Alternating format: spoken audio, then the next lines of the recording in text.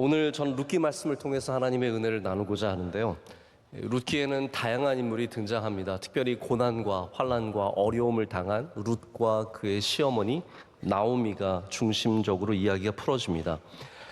그런데 룻은 참 안 좋은 상황에 반복되는 삶 속에 놓여 있었지만 룻기의 이야기는 그 악한 어려운 사이클에서 룻이 벗어나서 선한 사이클, 선순환의 삶으로 들어가는 이야기들을 우리에게 보여주고 있습니다. 왜냐하면 나오미가 이제 베들레헴에 돌아오고 나서 룻이 보아스를 만나고 보아스와 사이에 오벳이라고 하는 아들을 낳습니다. 이 오벳은 누구의 아버지가 되냐면 이새의 아버지가 되고요. 이새, 제시라고 하는 이새는 다윗이라고 하는 아들을 낳지 않습니까? 그래서 이 이야기는 환난과 어려움 속에 있었던 집안이 하나님의 은혜로 말미암아 또한 그 모든 어려움들을 끊어내고 다시 선한 삶의 순환으로 바뀌는, 그래서 vicious cycle, 악의 순환에서 virtuous cycle이라고 하는 선의 순환으로 바뀌는 역사적으로도 굉장히 중요한 시간입니다. 사사기와 사무엘상을 이어주는 이야기가 바로 룻기의 이야기입니다. 우리 모두가 삶에 좋은 순환이 있는 것을 바라는 것은 당연한 마음인 것 같습니다. 여러분의 삶에 좀 좋은 리듬이 있으십니까? 어떤 분들은 좀 아침 일찍 일어나서 하루를 시작하면서 하루를 힘차게 시작하는가 하면, 어떤 분들은 아주 늦게 힘들게 겨우 일어나서 짜증내면서 하루를 시작하고요. 어떤 분들은 집에 일찍 돌아와서 하루를 잘 정리하고 마치는가 하면, 어떤 분들은 늦게까지 밖에서 술을 마시고 친구들과 놀다가 겨우겨우 돌아와서 내일을 어떻게 준비할지도 모르는 채 잠이 들기도 합니다. 사이클이 확실히 다릅니다. 건강한 사이클이 있고 건강하지 못한 사이클이 있다는 거죠. 자, 그러면 우리가 이러한 잘못된 사이클에서 돌아오려면 어떻게 해야 될까요? 어디에서부터 시작을 하면 좋겠습니까?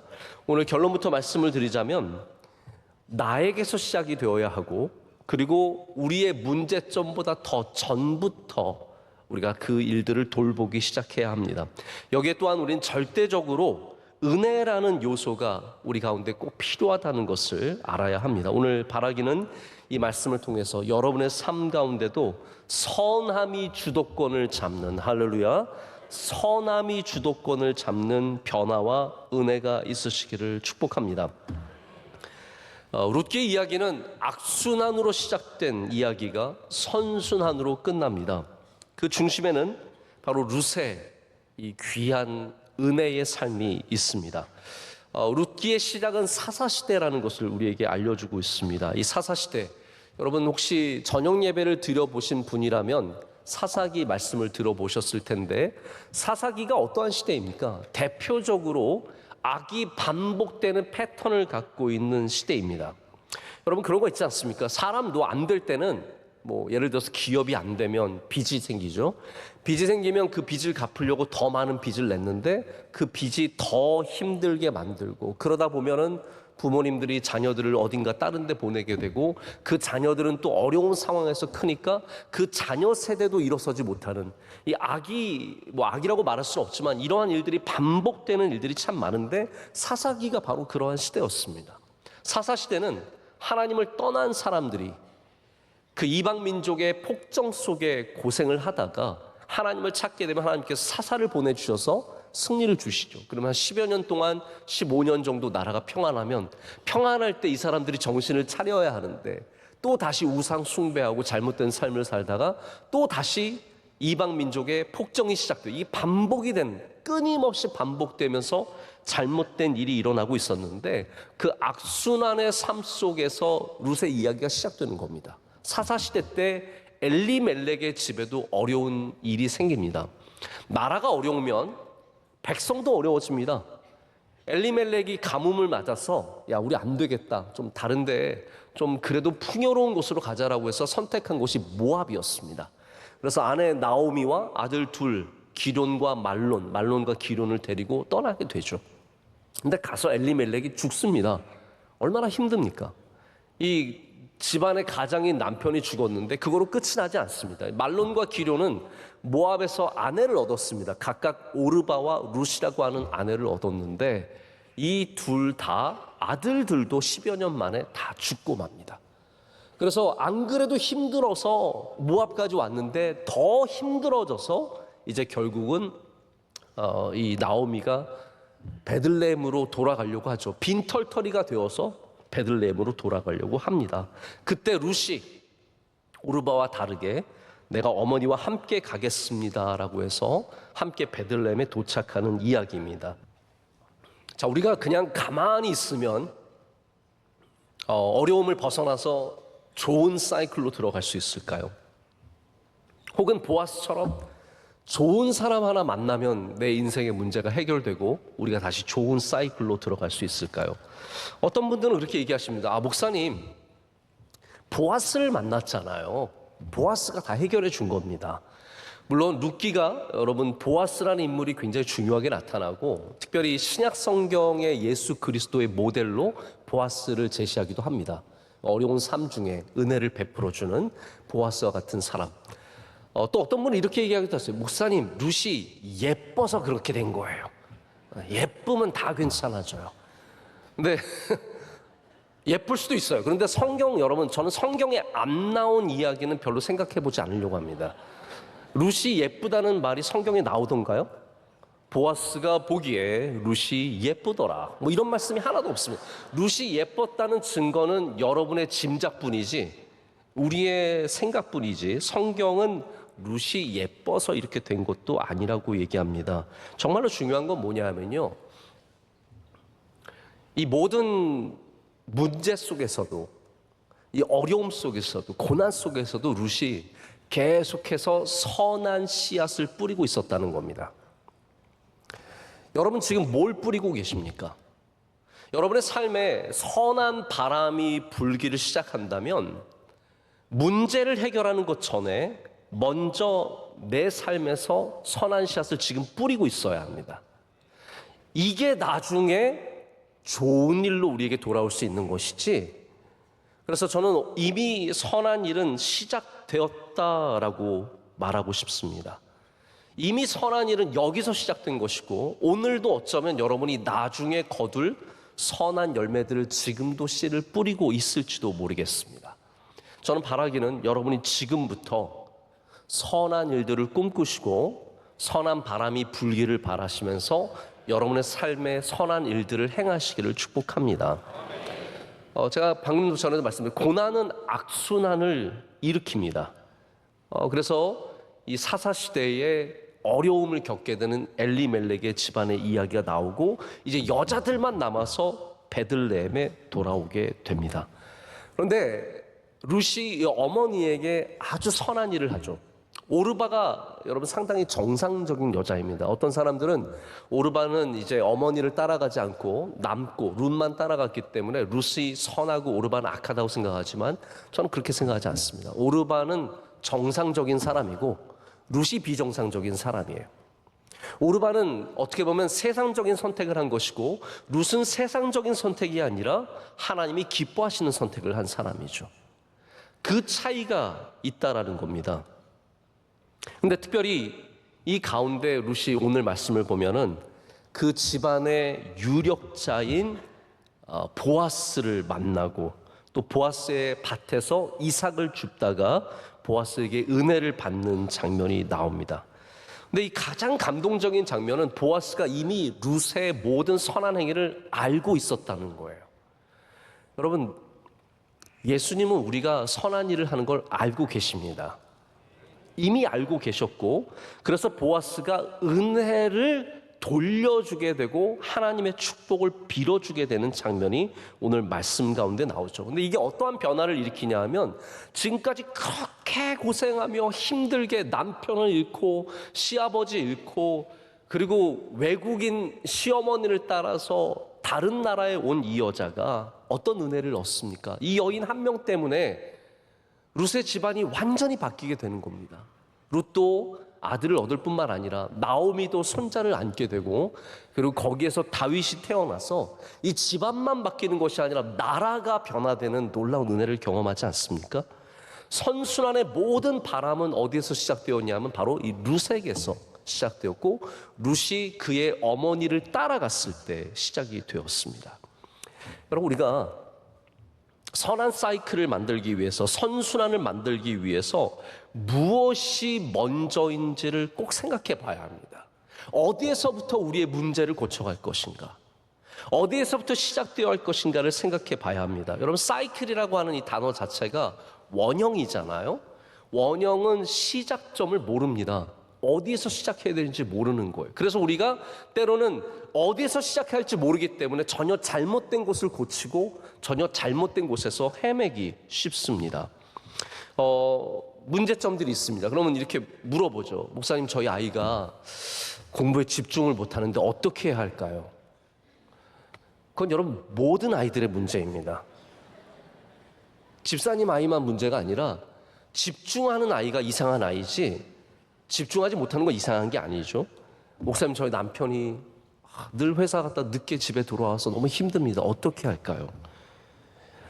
제가 좀 쉬운 예로 한번 답을 드려보겠습니다. 어떤 분들이 이렇게 다짐을 해요. 나는 일찍 자야지. 이제부터 일찍 자야지. 일찍 자기 위해서 많은 노력을 합니다. 불을 다 끈다든지 일찍 끄고 준비를 하고, 핸드폰 안 보고 TV 안 보고 일찍부터 잘 준비를 하고, 음악을 켜놓고 잔잔하게 분위기를 만들고 침대에 가서 눕는데 잠이 전혀 안 와요. 멀뚱멀뚱. 아무리 누워서 기다려도 잠이 안 오죠. 또 다른 노력도 합니다. 수면을 유도하는 약을 먹어보기도 하고. 근데 정말 일찍 잠자리에 들려면 일찍 잠자리에 드는 노력 전에 단계를 생각해 봐야 합니다. 저는 이렇게 말해보고 싶습니다. 일찍 잠자리에 들고 싶으신 분들은요, 먼저 일찍 일어나는 것부터 해야 합니다. 일찍 일어나는 것을 고치지 않으면 일찍 자는 것은 절대로 해결되지 않습니다. 그 사이클이 만들어지지 않는다는 거죠. 오전 11시에 억지로 일어난다면 오늘은 일찍 자야지. 이게 무슨 소용이 있겠습니까? 제가 하나 권해드린다면, 일찍 주무시고 싶으신 분들은 새벽 예배를 나오세요. 정말입니다. 오전 5시에 일어나셔서 새벽 예배, 힘들어도 새벽 예배 한번 나와보세요. 새벽 예배 나오셔가지고 힘들어도 그날을 버티시는 거예요. 또 새벽 예배 나왔다고 집에 가서 3시간 자는 게 아니라 버티는 거죠. 힘들고 잠이 쏟아져도 버티고 일하고 그러다 보면 저녁에 일찍 자지 말라고 해도 일찍 들어 누워가지고 누구보다도 먼저 자게 됩니다. 여러분, 문제가 어디에서 시작이 되어야 합니까? 해결의 방법이 더 전 단계에서 시작을 해야 된다는 겁니다. 사사기가 아까 말씀드린 것처럼 악한 패턴이 반복되어서 일어나는데, 그 문제를 항상 어디에서 해결하기를 원했냐면 사사들로 문제를 해결하기를 원했어요. 이 폭정을 하고 있는 이방 민족을 쫓아내자.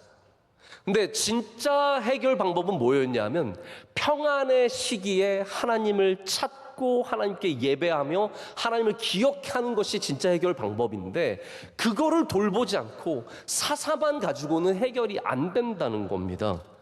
여러분, 선한 사이클을 만드시고 싶으십니까? 룻처럼 당장 내가 좋은 사람 만나야지, 당장 돈을 벌어야지, 당장 집안을 일으켜야지가 아니라 누군가에게 선을 베푸는 것부터 시작을 해야 되고, 그리고 내가 밭에 나가서 이삭을 열심히 줍는 것부터 시작을 해야 거기에 선한 사이클이 만들어진다라는 겁니다. 제가 명성교회 처음 오고 나서 그 다음에 저희 청년대학부 우리 학생 청년들과 함께 아마존의 단기 선교를 다녀왔습니다. 벌써 다녀온 지 한 7년 가까이 됐는데, 그때 저희 청년 한 10대 명과 그리고 우리 교회 의사 선생님들, 집사님들 몇 분과 우리 또 카메라 찍으시는 집사님, 이렇게 해서 저희가 함께 갔어요. 가서 저희 강명관 심준수 선교사님을 만나고 참 귀한 일들을 많이 했는데, 저희가 나올 때는 배를 타고 나왔어요. 3일 동안 배를 타고 나와야 돼요. 그런데 들어갈 때는 미국 선교사님이 운용하시는 아주 오래된 경비행기를 타고 들어가면서 제가 아주 놀라운 광경을 봤습니다. 제가 원래 이야기만 들었는데 우리 집사님이 이야기를 듣고, 목사님 사진도 보여주세요 하고 사진을 보내주셨어요. 한번 보시면 좋겠습니다.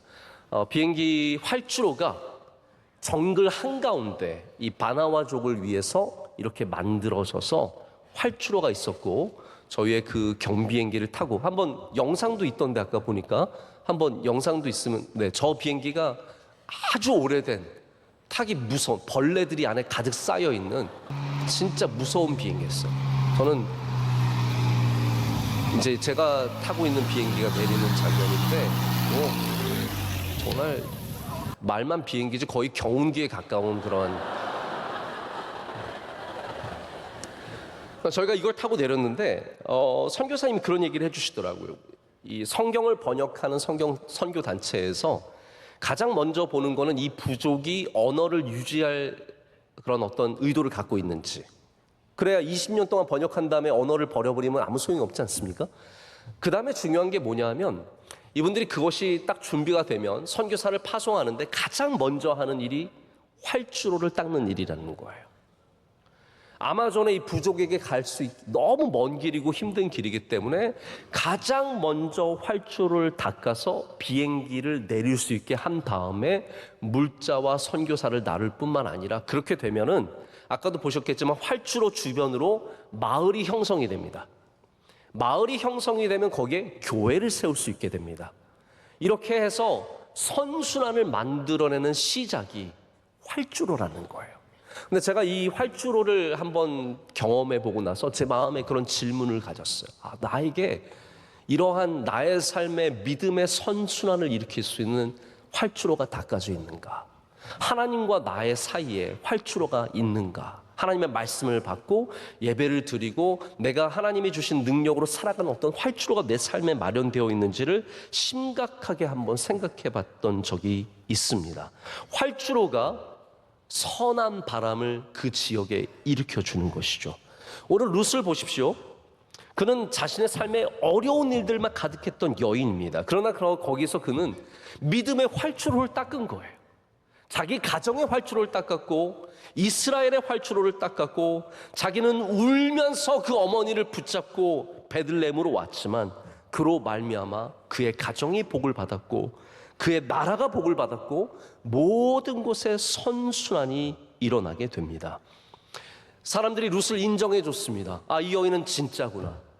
이렇게 어머니를 쫓아서 여기까지 오게 되고 그리고 이렇게 열심히 일하고 선한 일을 하는 거 보니까 이 사람은 진짜구나 인정을 하니까 선순환의 트랙에 올라가게 되는 겁니다. 여러분 선한 바람이 이렇게 뒤에서 불어주게 되면요 우리는 모멘텀이라는 어떤 관성을 받게 됩니다. 그래서 힘들지 않아도 수고하지 않아도 이 바람이 일으켜주는 마치 돛을 단 활짝 편 배처럼 쭉 나가게 되는 힘이 어디서 오냐면 바로 이 선순환에서 오게 된다는 거죠. 그러나 만약에 악순환에 시달리는 사람은 바람을 앞에서 맞게 되기 때문에 아무리 수고하고 열심히 일을 해도 앞으로 나아가지 못하게 되는 겁니다. 개인도 마찬가지고 기관도 마찬가지고 교회도 마찬가지인 것 같습니다. 잘 되는 사람은 그냥 잘 되잖아요. 안 되는 사람은 아무리 노력해도 안 되는 일들이 있지 않습니까? 저는 사실 이 말씀을 지난주 우리 창립기념주의를 위해서 좀 많이 고민하던 말씀이라서 아직도 그 창립기념주일의 여운이 저에게 남아 있습니다. 우리 명성교회는 어떤 교회가 되어야 할까? 어떤 존재로 이 세상에 존재해야 할까? 여러 가지 생각을 해보게 됩니다. 저는 저희 교회가 너무 욕심을 부려서 당장 사람들의 생각을 바꾸고 교회가 박수받고 인정받고 거기에서 시작해서는 안 된다고 생각합니다. 그 전으로 가야 합니다. 그 전이 무엇입니까? 바로 룻처럼 은혜의 일들을 행하는 것입니다. 섬김의 삶을 사는 것입니다. 희생하며 나누며 눈물 흘리며 어머니 따라가서 베들레헴에서 열심히 이삭을 줍는 건데 그렇게 하다 보면 사람들이 인정하게 되고 그리고 그것을 알게 되고 선순환의 바람이 불기 시작하면 자기도 모르는 사이에 다 모든 것이 회복되는 은혜를 누리게 되는 것이죠.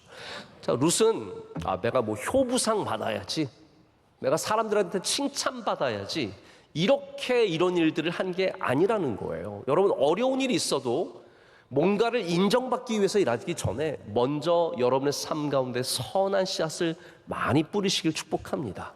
그러면 언젠가는 하나님께서 그것을 거두는 은혜를 허락해 주신다는 거죠. 그래서 우리가 이 교인들은, 그리스도인들은 반드시 전 단계를 이해해야 합니다. 제가 종종 아나니아 삽비라 얘기를 말씀을 드리는데, 아나니아 삽비라를 한번 다시 생각해 보십시오.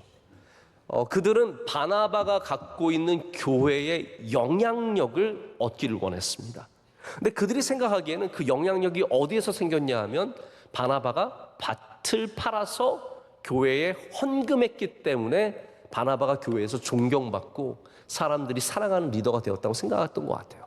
그래서 아나니아 삽비라도 바나바처럼 우리도 밭을 팔아서 돈 내야겠다 해서 밭을 팔았다가 나중에 막상 내려고 하니까 너무 아까워서 삥 쳤다가 하나님께 삥 맞죠. 근데 아나니아 삽비라가 착각한 게 있습니다. 바나바의 영향력이 돈에서 생긴 게 아니라 그 전 단계에서 시작했다는 걸 보지 못한 거죠. 그 전 단계가 무엇입니까? 하나님을 경외하는 마음, 교회를 사랑하는 마음, 진실되게 충성된 마음, 거기에서 밭을 팔게 된 건데, 아나니아 삽비라는 영향력을 얻기 위해서 밭을 팔았기 때문에 전 단계가 꼬인 거예요. 여러분, 저는 꼭 이렇게 여러분께 축복하고 싶습니다. 여러분, 꼬이지 않으시길 축복합니다. 이거 굉장히 중요한 겁니다. 인생이 한번 꼬이기 시작하면요, 악순환이 내 삶에 닥쳐오기 시작하면 그 꼬인 것을 풀기가 얼마나 어려운지 모릅니다.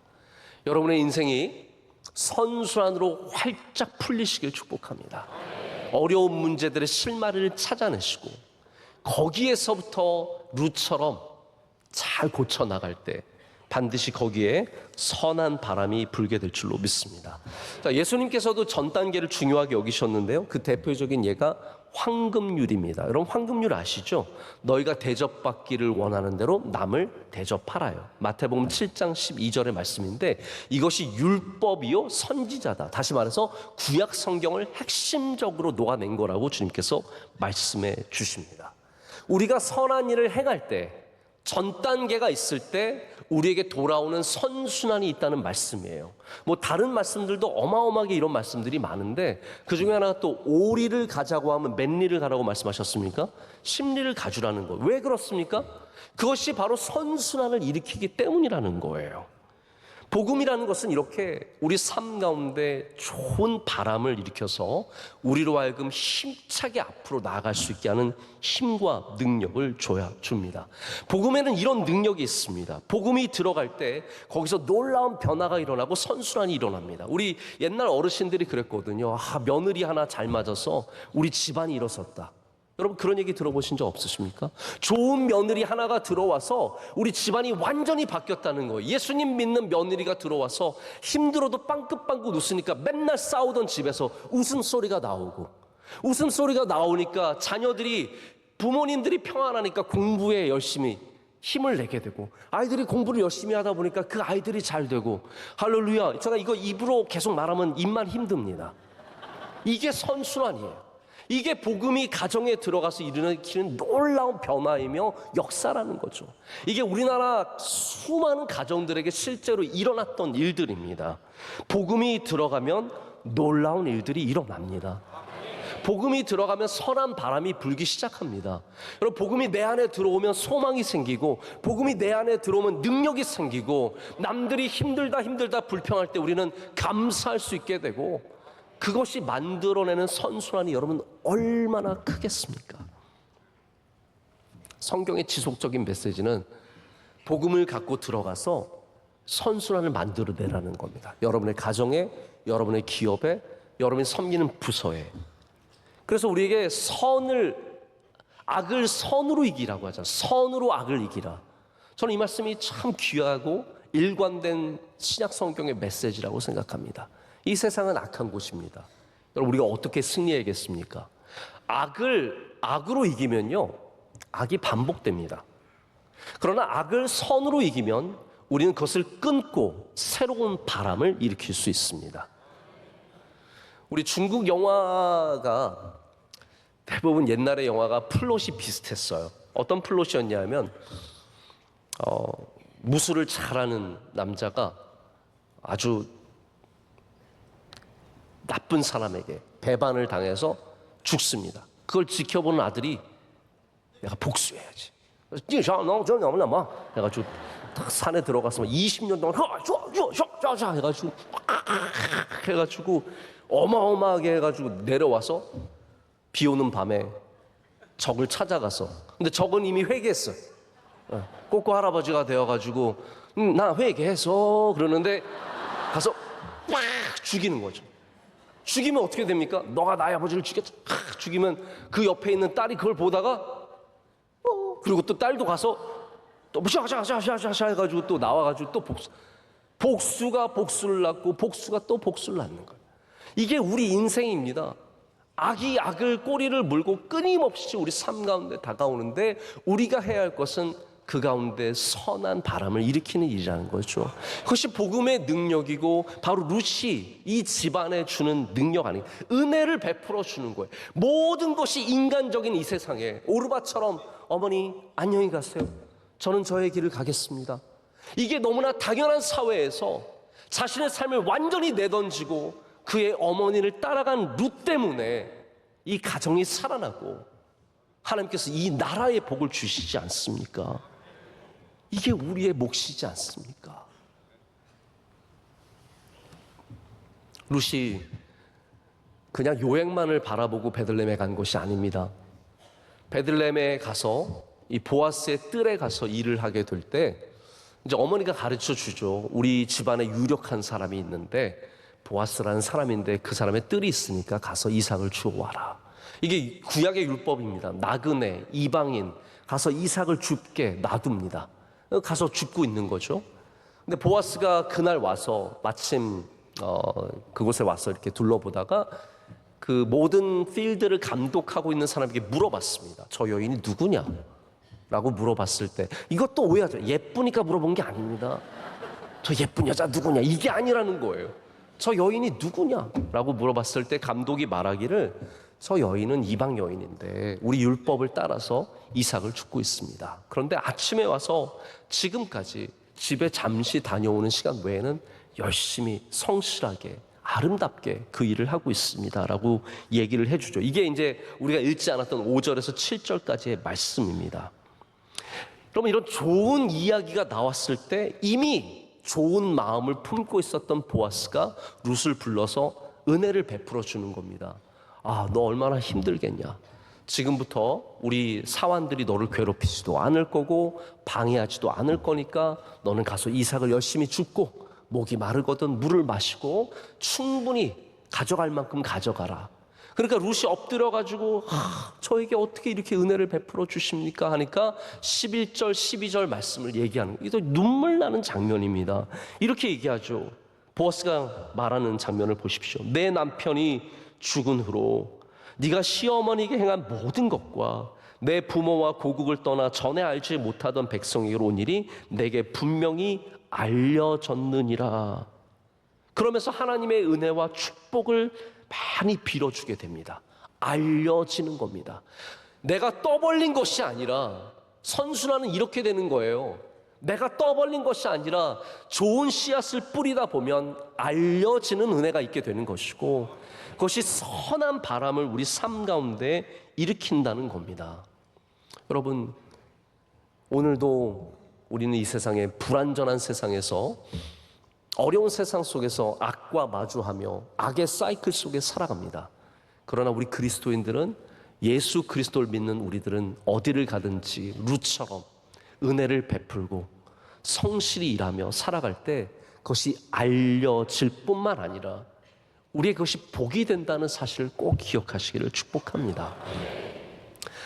우리가 말만 잘해도 선한 것들이 돌아오는 것을 많이 느끼지 않습니까? 조선시대 이야기가 있더라고요. 어떤 사람이 고기를 사려고 어떤 이제 백정집에 갔는데 이 사람이 들어가면서 백정이니까 야 백정 고기 한 근 주시오 이렇게 얘기를 했어요.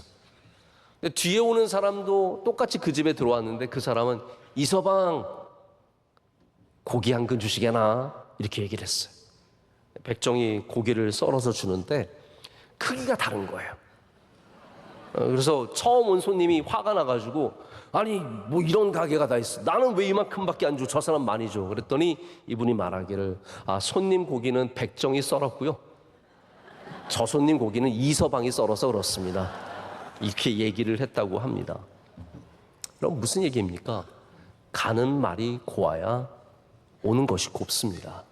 다시 말해서 선순환은 우리에게서 시작하는 것이지 남에게서 시작하는 게 아니라는 겁니다.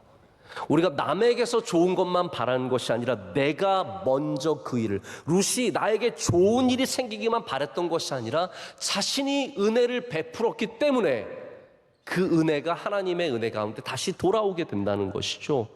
우리는 누군가가 우리에게 잘해주는 것만 기다릴 때가 많습니다. 저도 이 짧은 삶을 살면서 내가 잘해야, 내가 좋은 일을 해야, 내가 좋은 말을 해야 좋은 것이 돌아온다는 것을 많이 경험하게 됩니다. 그냥 좋은 것만 바라면 그렇지 않게 되는 경우가 너무나 많더라고요. 어디 식당 가서 종업원이 그냥 먼저 잘해주기 전에 여러분이 좀 먼저 잘해주면 되는 겁니다. 남이 양보해주기 전에 내가 먼저 양보하면 좋습니다.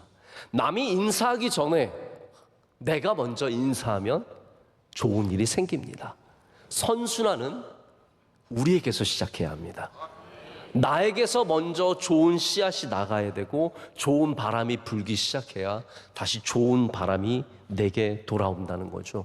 제가 요즘에 젊은 우리 교육자들과 일하다 보면 확실히 세대가 이제 좀 많이 바뀌었다는 걸 느끼게 되는데 그런 생각을 가져요. 내가 먼저 잘해야 이분들도 잘할 수 있다는 생각을 갖게 됩니다. 우리가 이 시대에 가져야 하는 리더십은 기다리는 리더십이 아니라 먼저 주는 리더십입니다. 먼저 행하는 리더십. 거기서 선순환이 일어나기 때문입니다. 자, 말씀을 맺습니다. 은혜로 시작하면 은혜가 이어집니다. 은혜를 베풀면 은혜가 돌아옵니다. 이게 룻기의 이야기입니다. 여러분의 삶에 어렵다고 불평만 하시겠습니까? 아니면 이 시간 룻처럼 그 어려운 삶 속에서도 먼저 은혜를 베푸시겠습니까? 제가 몇 달 전에 은혜에 대한 설교를 드리면서도 비은혜, disgrace가 다시 돌아와서 우리를 문다라고 말씀을 드렸습니다. Disgrace comes back and bites us라고 말씀을 드렸죠. 이게 악순환입니다. 비은혜를 베풀면 비은혜가 돌아오게 된다는 것이죠. 룻은 이방 여인이었지만 하나님의 은혜를 너무나 잘 아는 사람이었습니다. 그래서 하나님이 그 은혜를 베푼 이 여인에게 하나님의 은혜를 베풀어 주시고 이 삶 가운데 놀라운 선순환이 시작이 되었습니다. 여러분, 은혜를 먼저 베푸시는 주님의 백성들 되시길 축복합니다. 그리고 여러분의 삶에 하나님의 놀라운 선한 바람이 불기 시작해서 그 선한 바람을 타고 멀리 앞으로 나아가시는 여러분 되시기를 축복합니다. 기도하겠습니다. 하나님 아버지 감사합니다. 오늘 주님께서 주신 말씀을 우리 심령에 새기고 또한 주님의 말씀대로 살기를 간절히 소망합니다. 하나님, 어려운 삶 속에서도 먼저 우리가 은혜를 베풀게 하여 주시옵소서.